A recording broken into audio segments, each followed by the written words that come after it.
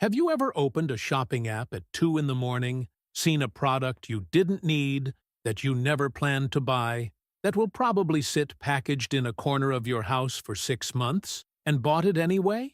Not because you were in a hurry, not because you were hungry, but because a small, shiny, irresistible tag appeared saying, 5% cash back on this purchase. And you thought, well, since there's cash back, since it offers cash back, this phrase should be tattooed on the forehead of every credit card company in the United States, because it represents the greatest silent marketing ploy of the last 30 years. It's not advertising, it's not a discount, it's not a benefit.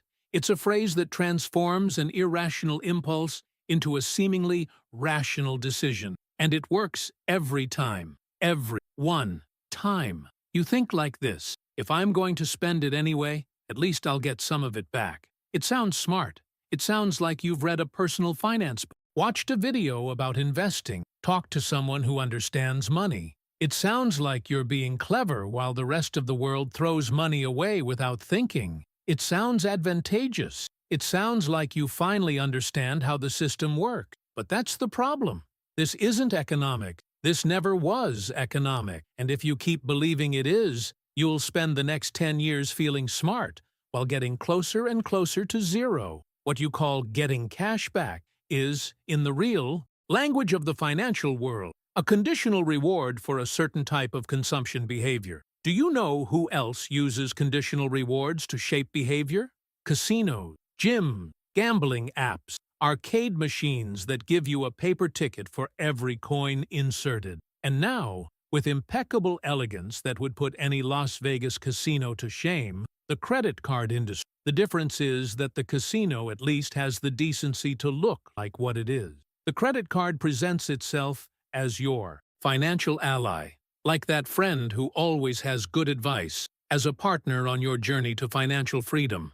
And it gives you $4 back after you spend $80 on a dinner that would cost $45 if you paid in cash. Because, and this is the part nobody talks about out loud, consumers who pay with cards spend on average between 20 and 30% more than consumers who pay with physical cash. This is not an opinion. It is a documented behavioral fact from decades of research in consumer psychology. The pain of separating a $20 bill is neurological. It's real. The brain registers loss. Swiping a card or bringing a cell phone close doesn't activate the same circuit. It's abstract.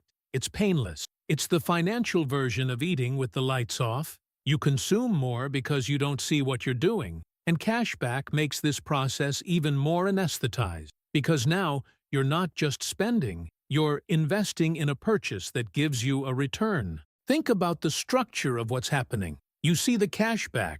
You feel it's worth it. You buy more than you planned, maybe an additional item, maybe a more expensive version of the product, maybe a subscription that wasn't in your plans. You accumulate points or cashback. You feel a small satisfaction, a sense of being smarter than the system. And then you repeat it all again the following week, and the week after that. And with every double cashback promotion that pops up on a holiday, or Super Bowl Sunday, and on Prime Day, and on Black Friday, and on Cyber Monday, and on the anniversary of your card that you didn't even know you had. It's a cycle, and cycles are designed to last. Cashback doesn't exist to help you. This needs to be stated with absolute clarity and without beating around the bush. Cashback was created by companies whose business model depends entirely on you spending more often, more frequently, and larger amounts than you would spend without it. The reward isn't generosity. It's an investment in behavior. Every dollar returned in cashback generates, on average, between $3 and $5 of additional spending over time. You're not receiving a reward. You're being rewarded to keep playing. There's a technical name for this: operant conditioning. Pavlov did it with dogs using a bell and food. Visa does it with you using notifications and 2% back on supermarket purchases. And the most diabolical part of this whole structure is that you feel clever while doing it. There is no more powerful psychological mechanism than the one that makes the victim feel like a strategist. You think you're using the system.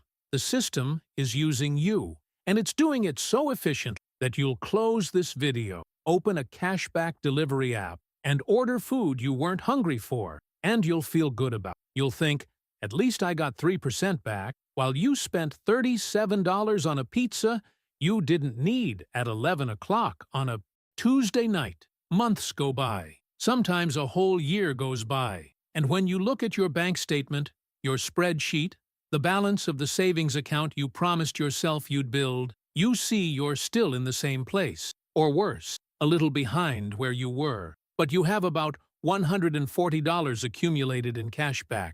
$140 that you'll use to buy something else you don't need. And the cycle closes again with geometric perfection. The feeling of advantage is precisely what prevents you from perceiving the real disadvantage, because genuine financial discomfort would force you to change your behavior. It would force you to question. It would force you to make different choices. But the anesthesia of cashback keeps you comfortable enough to continue, comfortable enough not to question, comfortable enough not to do the real math. It's the financial equivalent of putting a Band-Aid on a problem that would require surgery. But the Band-Aid is gold and has your name written on it, so it seems like a solution. So let's do the math for real, because apparently nobody else is going to do this for you. Getting 5% back on a $100 purchase is $5. Sounds great. Sounds like you're the kind of person who knows what they're doing. But if the cashback motivated you to spend $100 instead of the $60 you would have spent without it, you didn't gain $5. You lost $35.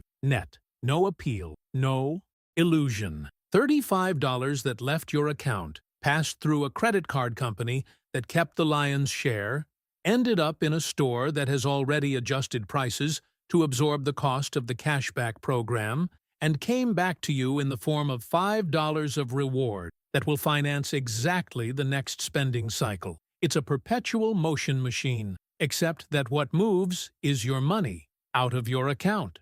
Earning 5% back doesn't compensate for spending 100% more. This isn't complicated math. You don't need a spreadsheet. You don't need an MBA. You don't need a personal finance podcast sponsored by an investment app.